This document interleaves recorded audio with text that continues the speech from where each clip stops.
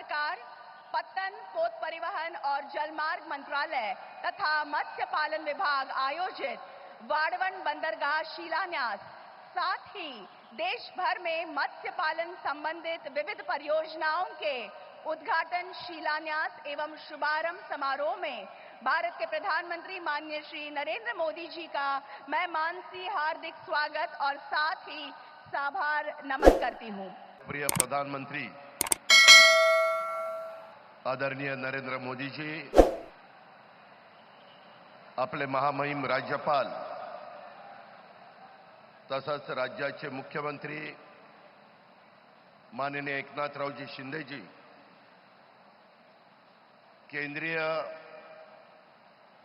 उपस्थित असणारे दोन्ही कॅबिनेट मिनिस्टर, आपले उपमुख्यमंत्री देवेंद्र फडणवीस जी, केंद्रीय राज्यमंत्री, खासदार, मंत्रिमंडळातील आमचे सर्व सहकारी, विधिमंडळातील सर्व सहकारी, उपस्थित पालघर जिल्ह्याच्या कानाकोपऱ्यातून आलेले सगळे माझे बांधव, महिला, भगिनी, पत्रकार मित्र आणि माझ्या तरुण मित्रांनो, आजचा दिवस हा आपल्या सर्वांच्या दृष्टीने अतिशय महत्त्वाचा दिवस आहे। आता आल्यानंतर पंतप्रधान महोदयांनी इथं काय उद्याच्याला होऊ पाहतंय ह्याबद्दलची सगळी माहिती घेतली।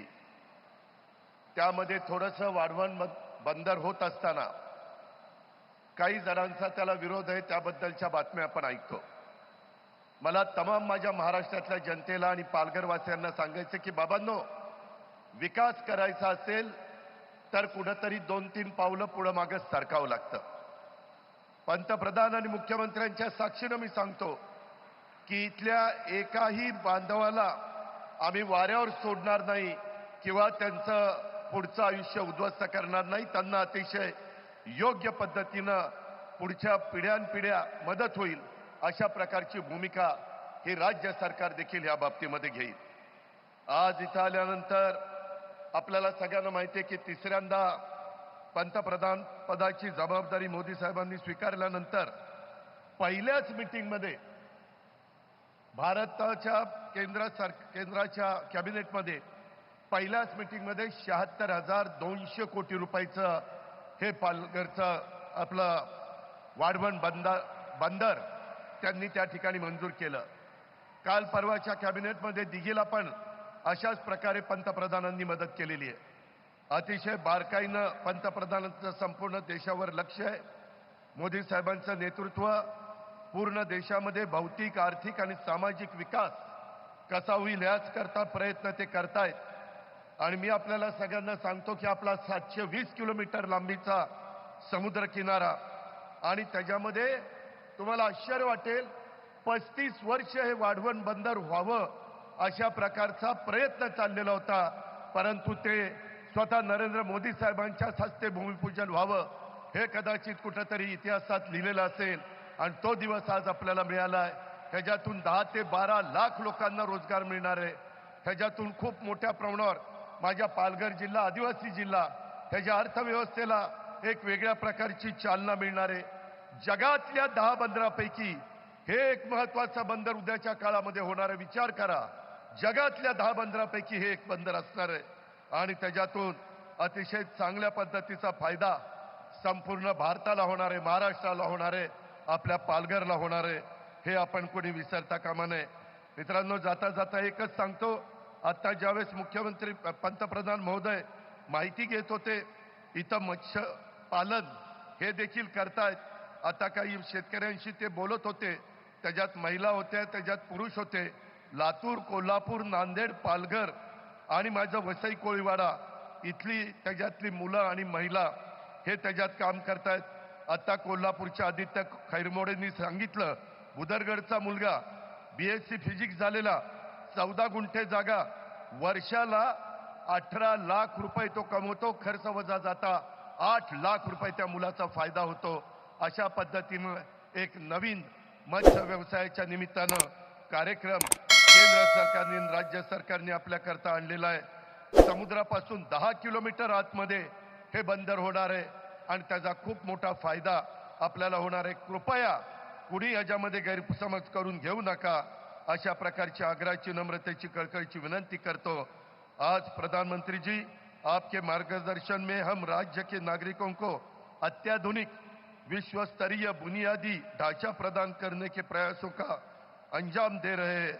हम इस बात का पूरा ध्यान रख रहे हैं कि जो इंफ्रास्ट्रक्चर बनाया जाएगा वह गुणवत्तापूर्ण और सुंदर होगा. प्रधानमंत्री जी, वर्ष 2047 में देश अपने स्वतंत्रता की शताब्दी मनाएगा. उस समय विकसित भारत के निर्माण में महाराष्ट्र की बड़ी हिस्सेदारी होगी. ऐसा विश्वास मैं आपको देता हूं और अपने शब्दों को विराम देता हूं. आप सभी को धन्यवाद. आदरणीय प्रधानमंत्री जी की तहे दिल से स्वागत और बहुत बहुत धन्यवाद. जय हिंद, जय महाराष्ट्र. धन्यवाद. और अब महाराष्ट्र के उप मुख्यमंत्री माननीय श्री देवेंद्र फडणवीस जी से मैं संबोधन हेतु प्रार्थना करती हूं.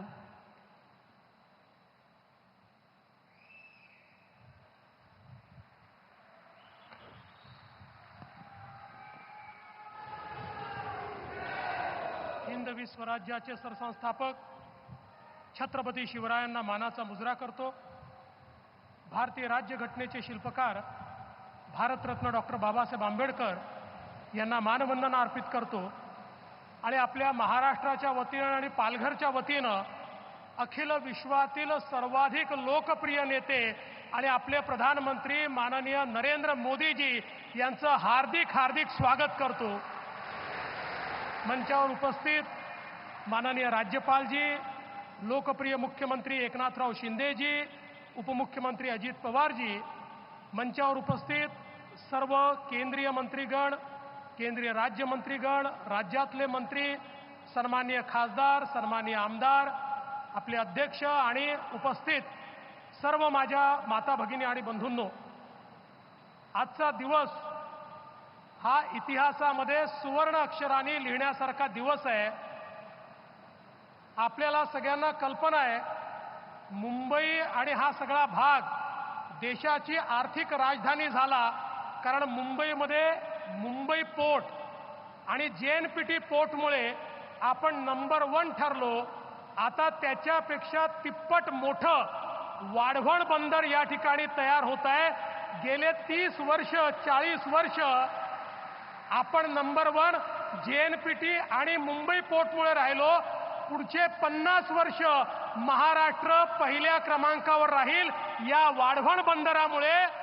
आणि केवळ ये संभव हो पाया आदरणीय प्रधानमंत्री जी आपके कारण, क्योंकि 80 के दशक में वाढवण में पोर्ट हो इसकी संकल्पना की गई. ध्यान में यह आया कि पूरे देश में 20 मीटर डीप ड्राफ्ट केवल वाढवण में हमको उपलब्ध है और कहीं नहीं है. इसलिए यहां पर अगर पोर्ट तैयार होगा तो भारत एक मैरीटाइम पावर बनेगा. किंतु 1991 में सुप्रीम कोर्ट ने डहाणू का नोटिफिकेशन निकाला, एक कमेटी तैयार की और जन्म से पहले ही वाढवण पोर्ट की मृत्यु हो गई और उसके बाद सबने कह दिया अब ये पोर्ट बन ही नहीं सकता. लेकिन 2014 में प्रधानमंत्री जी आपकी सरकार आई, आपके आशीर्वाद से महाराष्ट्र में हम सभी को काम करने का मौका मिला और आपके आशीर्वाद से हमने इसे वापस जीवित किया.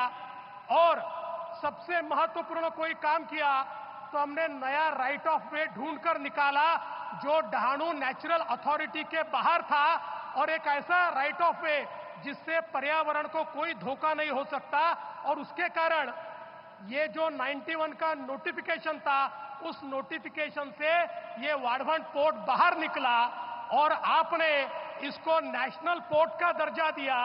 और मुझे बहुत खुशी है, सुप्रीम कोर्ट तक हर जगह हम लोग जीतते गए और आज की ये परिस्थिति है कि वाढवण का शिलान्यास आपके हाथ से हो रहा है. और मैं ऐसा कहता हूं, किसी भी देश के इतिहास में एक ऐसा वाकया होता है जो उस देश के लिए टर्निंग पॉइंट होता है. प्रधानमंत्री जी अगले 200 साल तक ये वाढ़वन का जो पोर्ट है, इस पोर्ट के कारण आपका जो नाम है वो इतिहास में दर्ज होगा कि भारत को आगे ले जाने का काम अगर किसी ने किया तो प्रधानमंत्री मोदी जी ने यहां पर किया। और इसलिए मैं उनका बहुत बहुत आभार व्यक्त करता हूं। और आज ये क्षण आ चुका है। मैं प्रधानमंत्री जी इस समय एक सुझाव देना चाहता हूं कि जिसकी फिजिबिलिटी हम लोग देखें।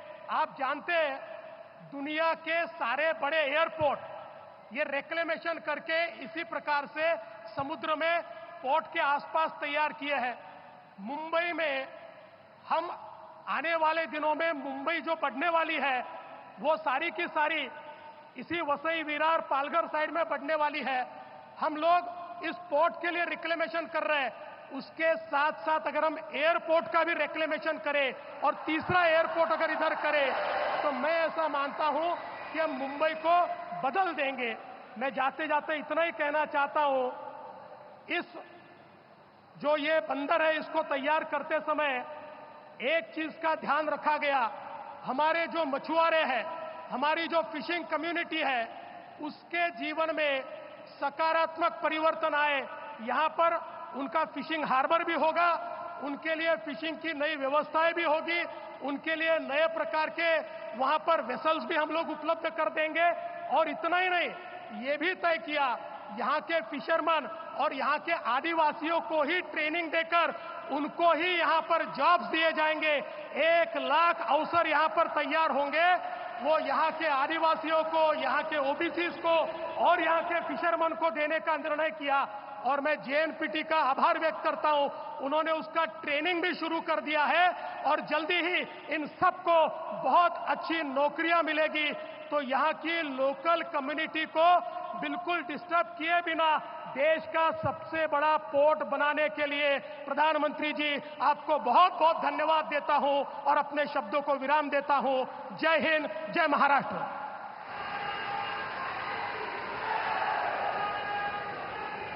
शिवाजी महाराज की जय। भवानी। इस बंदरगाह का भूमि पूजन आज माननीय मोदी जी के हाथों से हो रहा है। सही मायने में मैंने कहा है कि ये सुनहरा दिन है। मोदी जी के हाथ में सफलता का पारस है।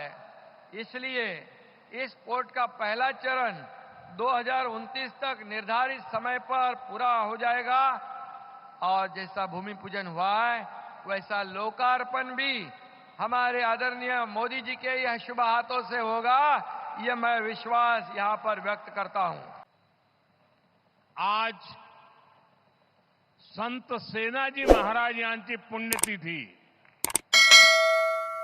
मी त्यांना नमन करतो।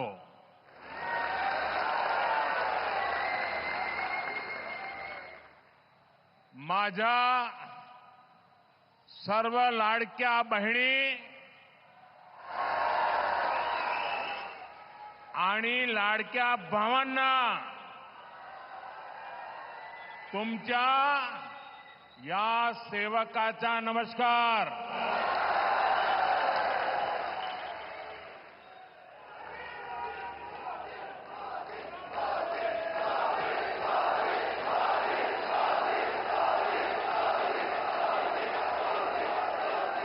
साथियों, आज इस कार्यक्रम की चर्चा करने से पहले मैं अपने हृदय के भावों को व्यक्त करना चाहता हूं। जब 2013 में भारतीय जनता पार्टी ने मुझे प्रधानमंत्री पद के उम्मीदवार के रूप में निश्चित किया तो मैंने सबसे पहला काम किया था रायगढ़ के किले पर जाकर के छत्रपति शिवाजी महाराज की समाधि के सामने बैठ करके प्रार्थना की थी। एक भक्त अपने आराध्य देव को जिस प्रकार से प्रार्थना करता है उसे भक्ति भाव से आशीर्वाद लेकर के मैंने राष्ट्र सेवा की एक नई यात्रा का आरंभ किया था। पिछले दिनों सिंधुदुर्ग में जो हुआ, मेरे लिए, मेरे सभी साथियों के लिए छत्रपति शिवाजी महाराज ये सिर्फ नाम नहीं है।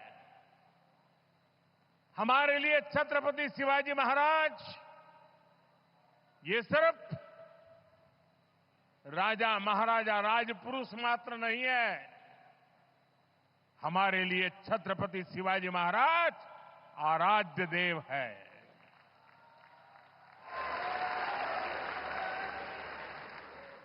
और मैं आज सर झुका करके मेरे आराध्य देव छत्रपति शिवाजी महाराज की उनके चरणों में मस्तक रख के माफी मांगता हूं।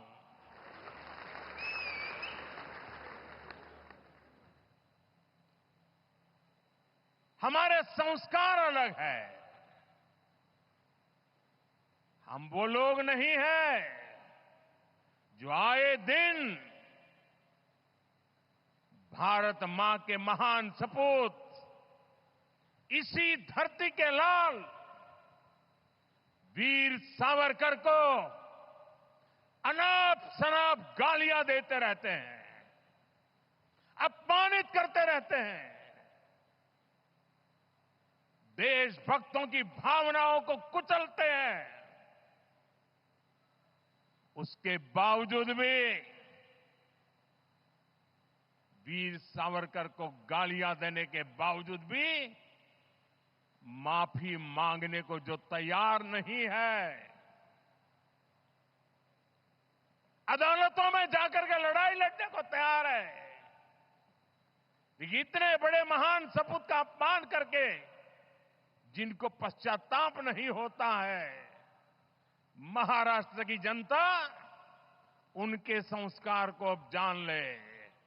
और ये हमारे संस्कार है कि इस धरती पर आते ही आज मैंने पहला काम मेरे आराध्य देव छत्रपति शिवाजी महाराज में उनके चरणों में सर झुका करके क्षमा मांगने का कर रहा हूं। और इतना ही नहीं, जो लोग छत्रपति शिवाजी महाराज को अपने आराध्य देव मानते हैं, उनके दिल को जो गहरी चोट पहुंची है, मैं ऐसे आराध्य देव की पूजा करने वालों को भी, उनकी भी सर झुका करके क्षमा मांगता हूं। मेरे संस्कार अलग है। हमारे लिए हमारे आराध्य देव से बड़ा कुछ नहीं होता है। साथियों, आज का दिन महाराष्ट्र की विकास यात्रा का एक ऐतिहासिक दिन है। ये भारत की विकास यात्रा के लिए बहुत बड़ा दिन है। विकसित महाराष्ट्र, विकसित भारत के संकल्प का सबसे अहम हिस्सा है। इसलिए पिछले 10 वर्ष हो या अभी मेरी सरकार का तीसरा कार्यकाल, महाराष्ट्र की ये लगातार बड़े फैसले लिए गए हैं। महाराष्ट्र के पास विकास के लिए जरूरी सामर्थ्य भी है, संसाधन भी है। यहां समुद्र के तट भी है। इन तटों से अंतर्राष्ट्रीय व्यापार का सदियों पुराना इतिहास भी है और यहां भविष्य की अपार संभावनाएं भी है।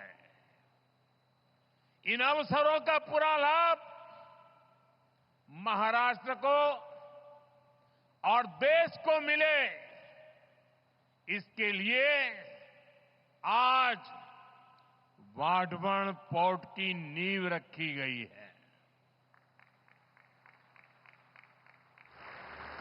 इस पोर्ट पर 76,000 करोड़ रुपए से ज्यादा खर्च किए जाएंगे। ये देश का सबसे बड़ा कंटेनर पोर्ट होगा। ये देश ही नहीं, दुनिया के सबसे गहरे पोर्ट में से एक महत्वपूर्ण पोर्ट होगा। आज देश के सभी कंटेनर पोर्ट से जितने कंटेनर आते जाते हैं, पूरे देश के टोटल की मैं बात कर रहा हूं, आज जितने टोटल आते जाते हैं उससे ज्यादा कंटेनर का काम अकेले वाढवण पोर्ट पर होने वाला है। आप अंदाज लगा सकते हैं, ये पोर्ट महाराष्ट्र और देश के व्यापार का, औद्योगिक प्रगति का कितना बड़ा केंद्र बनेगा। इस क्षेत्र की पहचान अब तक प्राचीन किलों यानी फोर्ट से होती थी। अब इस क्षेत्र की पहचान आधुनिक पोर्ट से भी हुआ करेगी। मैं पालघर के लोगों को, महाराष्ट्र के लोगों को, देश के लोगों को बहुत बहुत बधाई देता हूं। साथियों, हमारी सरकार ने 2-3 दिन पहले ही दिघी पोर्ट औद्योगिक क्षेत्र के विकास को भी मंजूरी दे दी है। यानी ये महाराष्ट्र के लोगों के लिए डबल खुशखबरी है। ये औद्योगिक क्षेत्र छत्रपति शिवाजी महाराज की राजधानी रायगढ़ में विकसित होने वाला है। इसलिए ये महाराष्ट्र की पहचान का,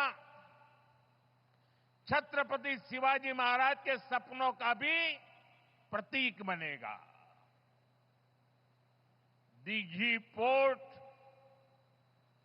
औद्योगिक क्षेत्र से पर्यटन और इको रिसोर्ट को भी बढ़ावा मिलेगा।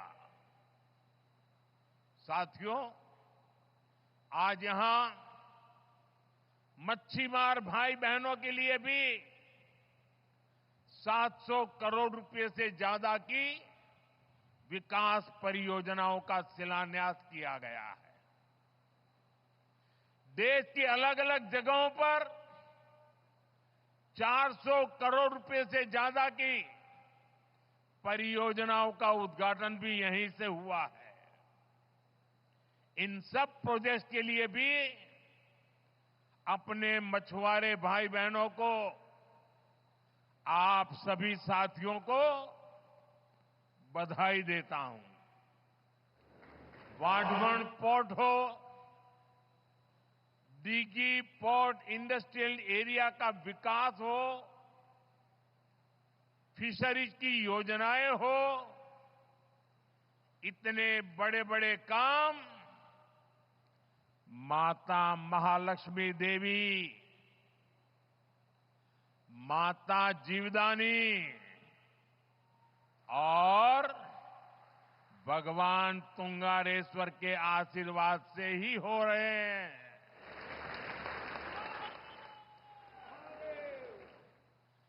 माता महालक्ष्मी देवी, माता जीवदानी आणि भगवान तुंगारेश्वर यांना माझे शत शत नमन.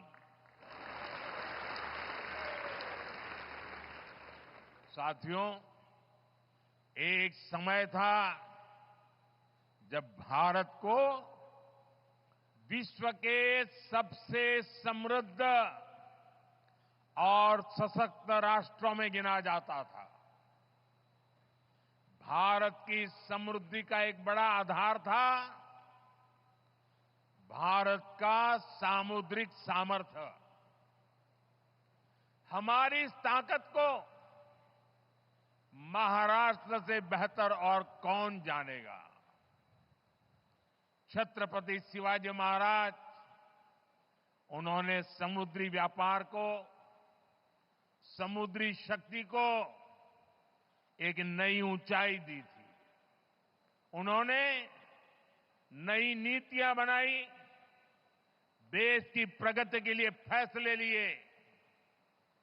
कभी हमारी ताकत इतनी थी कि दरिया सारंग कान्होजी आंग्रे पूरी ईस्ट इंडिया कंपनी पर भारी पड़े थे. लेकिन आजादी के बाद उस विरासत पर ध्यान नहीं दिया गया. औद्योगिक विकास से लेकर व्यापार तक भारत पीछे ही छूटता चला गया. लेकिन साथियों, अब ये भारत नया भारत है. नया भारत इतिहास से सबक लेता है. नया भारत अपने सामर्थ्य को पहचानता है. नया भारत अपने गौरव को पहचानता है. गुलामी की बेड़ियों के हर निशान को पीछे छोड़ते हुए नया भारत समुद्री इंफ्रास्ट्रक्चर में मिल के नए पत्थर लगा रहा है. साथियों, पिछले एक दशक में भारत के समुद्री तटों पर विकास को अभूतपूर्व गति मिली है. हमने बंदरगाहों को आधुनिक बनाया है. हमने जल मार्गों को विकसित किया है. जहाजों को बनाने का काम भारत में हो, भारत के लोगों को रोजगार मिले, सरकार ने इस पर जोर दिया है. इस दिशा में लाखों करोड़ रुपए का निवेश हुआ है. आज इसके परिणाम भी हमें देखने को मिल रहे हैं. ज्यादातर पोर्ट की क्षमता पहले की तुलना में दोगुनी हो गई है. निजी निवेश भी बढ़ा है. जहाजों के आने जाने के समय में भी कमी आई है. इसका लाभ किसे मिल रहा है? हमारे उद्योगों, हमारे व्यापारियों, जिनकी लागत कम हुई है. इसका लाभ हमारे युवाओं को मिल रहा है, जिन्हें नए अवसर मिल रहे हैं. इसका लाभ उन नाविकों को मिल रहा है जिनकी सुविधाएं बढ़ी है. साथियों, आज वाढवण पोर्ट पर पूरी दुनिया की नजर है. दुनिया में वाढवण पोर्ट की बराबरी करने वाले 20 मीटर जितनी गहराई वाले बहुत कम बंदरगाह है. इस पोर्ट पर हजारों जहाज आएंगे, कंटेनर आएंगे, इस पूरे क्षेत्र की आर्थिक तस्वीर बदल जाएगी। सरकार वाढवण पोर्ट को रेल और हाईवे कनेक्टिविटी से भी जोड़ेगी। कितने ही नए नए व्यापार इस पोर्ट की वजह से यहां शुरू होंगे। यहां वेयर हाउसिंग के काम में बहुत तेजी आएगी और इसकी लोकेशन ये तो सोने पर सुहागा है। Western dedicated freight corridor, Delhi Mumbai expressway, सब कुछ बहुत पास है। पूरे साल यहां से कार्गो आएगा जाएगा और इसका सबसे ज्यादा लाभ आप लोगों को मिलेगा, मेरे महाराष्ट्र के भाई बहनों को मिलेगा, मेरी नई पीढ़ी को मिलेगा।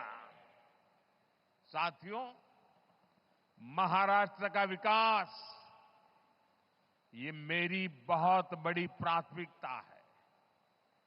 आज मेक इन इंडिया का लाभ महाराष्ट्र को हो रहा है। आज आत्मनिर्भर भारत अभियान का लाभ महाराष्ट्र को हो रहा है। आज भारत की प्रगति में हमारा महाराष्ट्र बहुत बड़ी भूमिका निभा रहा है। लेकिन ये दुर्भाग्य है कि महाराष्ट्र विरोधी दलों ने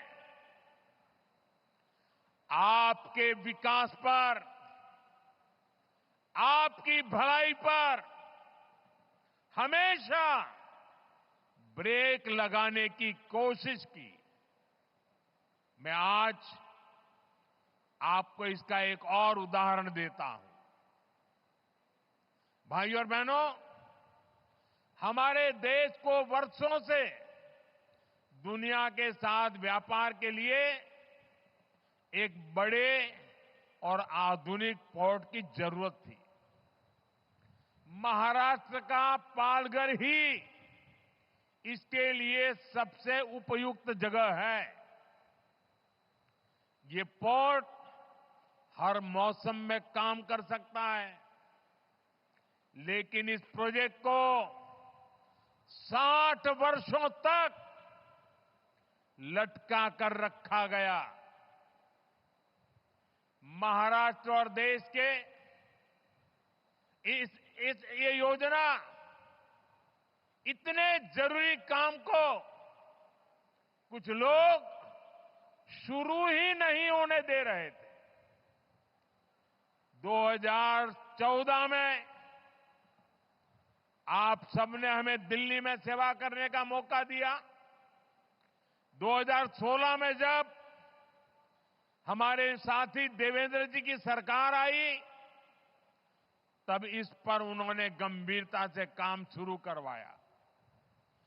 2020 में यहां पोर्ट बनाने का फैसला भी कर लिया गया, लेकिन उसके बाद सरकार बदल गई और 2.5 साल तक फिर यहां कोई काम नहीं हुआ। आप मुझे बताइए, अकेले इस प्रोजेक्ट से यहां कई लाख करोड़ रुपए के निवेश का अनुमान है। यहां करीब 12 लाख रोजगार के अवसर पैदा होंगे। महाराष्ट्र के इस विकास से आखिरी किसे आपत्ति थी? कौन लोग थे जो महाराष्ट्र के विकास को ब्रेक लगा रहे थे?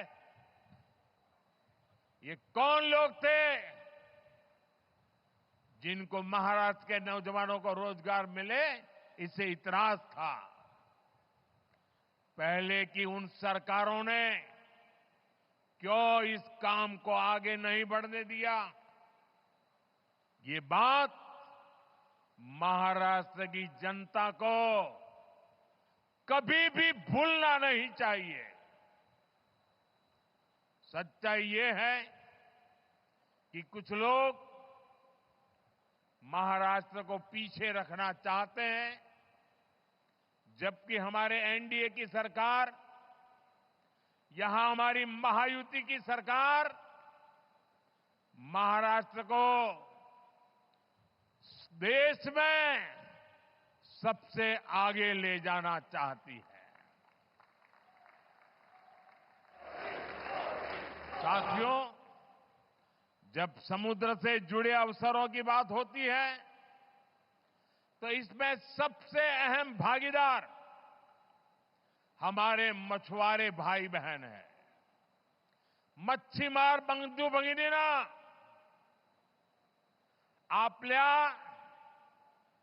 5 से 26 मच्छीमाराची गावे, कोळीवाडे आणि 15 लाख मच्छीमारांच्या लोकसंख्येसह महाराष्ट्राचे मत्स्यपालन क्षेत्रातील योगदान खूप मोठे आहे। अभी मैं पीएम मत्स्य संपदा के लाभार्थी साथियों से बात भी कर रहा था। इनके परिश्रम से 10 वर्षों में कैसे इस सेक्टर की तस्वीर बदली है, कैसे देश की योजनाओं से, सरकार के सेवा भाव से करोड़ों मछुआरों का जीवन बदल रहा है। ये आज हमें देखने को मिल रहा है। आपकी मेहनत ने कितना कमाल किया है, ये जानकर आपको भी खुशी होगी। आज भारत दुनिया का दूसरा सबसे बड़ा मछली उत्पादक देश बन गया है। 2014 में देश में 80 लाख टन मछली का ही उत्पादन होता था। आज करीब करीब 170 लाख टन मछली का उत्पादन भारत कर रहा है। यानी सिर्फ 10 साल में मछली का उत्पादन आपने 2 गुना कर दिया है। आज भारत का सी फूड निर्यात भी तेजी से बढ़ रहा है। 10 साल पहले देश से 20,000 करोड़ रुपए से कम का झींगा निर्यात होता था। आज 40,000 करोड़ रुपए से ज्यादा की झींगा निर्यात होता है। यानी झींगा का निर्यात भी आज 2 गुने से ज्यादा हो गया है। हमने जो ब्लू रिवॉल्यूशन स्कीम शुरू की थी, उसकी सफलता चारों तरफ दिख रही है। इस योजना से रोजगार के लाखों नए अवसर तैयार हुए हैं। आमच्या सरकारच्या निरंतर प्रयत्नामुळे कोट्यावधी मच्छीमारांचे उत्पन्न वाढले आहे, त्यांचा जीवन स्तर सुधारला आहे। साथियों, हमारी सरकार मछली उत्पादन में महिलाओं की भागीदारी को बढ़ाने के लिए भी काम कर रही है। प्रधानमंत्री मत्स्य संपदा योजना के तहत हजारों महिलाओं को मदद दी गई है। आप भी जानते हैं कि मछली पकड़ने के लिए जाने वाले लोगों को अपने जीवन का खतरा भी उठाना पड़ता है। घर की महिलाएं, पूरा परिवार चिंता में जीता था। हम आधुनिक टेक्नोलॉजी और सैटेलाइट की मदद से इन खतरों को भी कम कर रहे हैं। आज जो ये वेसल कम्युनिकेशन सिस्टम शुरू हुआ है, वो तो हमारे मच्छी मार भाई बहनों के लिए बहुत बड़ा वरदान होगा। सरकार मछली पकड़ने वाले जहाजों पर 1 लाख ट्रांसपोंडर लगाने जा रही है। इसकी मदद से हमारे मछुआरे साथी अपने परिवारों से, बोट मालिकों से, फिशरीज डिपार्टमेंट से, समुद्र की सुरक्षा करने वालों से हमेशा जुड़े रहेंगे। चक्रवात के समय, समुद्र में किसी अनहोनी के समय हमारे मछुआरे साथी जब चाहे अपना संदेश सैटेलाइट की मदद से किनारे पर संबंधित लोगों को भेज पाएंगे। संकट के समय आपका जीवन बचाना, आप तक सबसे पहले पहुंचना सरकार की बहुत बड़ी प्राथमिकता है। साथियों, मच्छी मार भाई बहनों के जहाज सुरक्षित लौट सके, इसके लिए 110 से ज्यादा मच्छी बंदरगाह और लैंडिंग सेंटर्स भी बनाए जा रहे हैं। कोल्ड चेन हो, प्रोसेसिंग की व्यवस्था हो, नाव के लिए लोन की योजना हो या पीएम मत्स्य संपदा योजना हो, ये सारी योजनाएं मच्छी मार भाई बहनों के हित के लिए ही बनाई गई है। हम तटीय गांवों के विकास पर और ज्यादा ध्यान दे रहे हैं। आपका सामर्थ्य बढ़ाने के लिए मच्छी मार सरकारी संस्थाओं को भी, सहकारी संस्थाओं को भी मजबूत बनाया जा रहा है। साथियों, पिछड़ों के लिए काम करना हो या वंचितों को अवसर देना हो, बीजेपी और एनडीए सरकारों ने पूरे समर्पण भाव और ईमानदारी से काम किया है। आप देखिए, देश में इतने दशकों तक मच्छी मार भाई बहनों और आदिवासियों की क्या स्थिति रही। पुरानी सरकारों की नीतियों में हमेशा इस समाज को हाशिए पर रखा गया। देश में इतना बड़ा आदिवासी बहुल क्षेत्र है, फिर भी आदिवासियों के कल्याण के लिए कभी एक विभाग तक नहीं बनाया गया। अलग जनजातीय मंत्रालय की स्थापना भाजपा एनडीए सरकार ने ही की थी। हमारी ही सरकार ने मछुआरों के कल्याण के लिए अलग मंत्रालय भी बनाया। हमेशा उपेक्षित रहे आदिवासी इलाकों को अब पीएम जनमन योजना का लाभ मिल रहा है। हमारा आदिवासी समाज, हमारा मच्छी मार समाज आज भारत की प्रगति में बड़ा योगदान दे रहा है। साथियों, आज मैं महायुति की सरकार की एक और बात के लिए विशेष रूप से सराहना करूंगा। विमेन लेड डेवलपमेंट में, नारी सशक्तिकरण में महाराष्ट्र देश को दिशा दिखा रहा है। आज महाराष्ट्र में अनेक उच्च पदों पर महिलाएं बहुत ही शानदार काम कर रही है। राज्य के इतिहास में पहली बार मुख्य सचिव के रूप में सुजाता सौनिक जी राज्य प्रशासन का मार्गदर्शन कर रही है। पहली बार राज्य के पुलिस फोर्स की प्रमुख डीजीपी रश्मि शुक्ला जी नेतृत्व कर रही है। पहली बार राज्य के फॉरेस्ट फोर्स की प्रमुख के रूप में शोमिता बिस्वास जी लीड कर रही है। पहली बार राज्य के कानून विभाग के प्रमुख के रूप में श्रीमती सुवर्णा केवले जी बड़ी जिम्मेदारी संभाल रही है।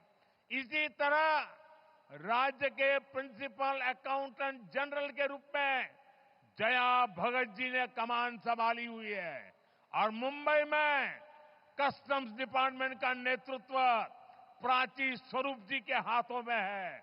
मुंबई की विशाल और मुश्किल भरे अंडरग्राउंड मेट्रो 3 को मुंबई मेट्रो की एमडी अश्विनी भिड़े जी लीड कर रही है। उच्च शिक्षा क्षेत्र में भी महाराष्ट्र में महिलाएं नेतृत्व कर रही हैं। महाराष्ट्र हेल्थ यूनिवर्सिटी के कुलगुरु के रूप में लेफ्टिनेंट जनरल डॉक्टर माधुरी कानिटकर जी नेतृत्व कर रही है। महाराष्ट्र के स्किल्स यूनिवर्सिटी के पहले कुलगुरु के रूप में डॉक्टर अपूर्वा पालकर जी नई पहल कर रही है। ऐसे कितने ही बड़े और बहुत जिम्मेदार भरे पद हैं जहां महाराष्ट्र में नारी शक्ति अपने श्रेष्ठ प्रदर्शन कर रही है। इनकी सफलता इस बात का प्रमाण है कि 21वीं सदी की नारी शक्ति समाज को नई दिशा देने के लिए तैयार है। यही नारी शक्ति विकसित भारत का बहुत बड़ा आधार है। साथियों, सबका साथ, सबका विकास, सबका विश्वास और सबका प्रयास, ये एनडीए सरकार का मंत्र है। मुझे विश्वास है आप सबके सहयोग से हम महाराष्ट्र को विकास की नई ऊंचाई पर ले जाएंगे।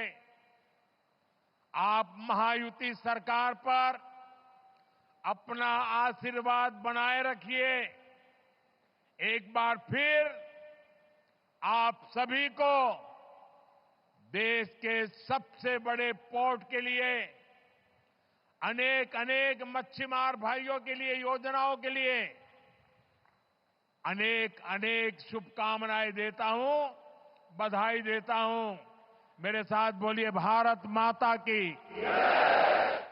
दोनों हाथ ऊपर करके पूरी ताकत से बोलिए भारत माता की। आज आपके साथ समंदर की हर लहरें भी अपना सूर जोड़ रही है। भारत माता की, भारत माता की, भारत माता की। बहुत बहुत धन्यवाद।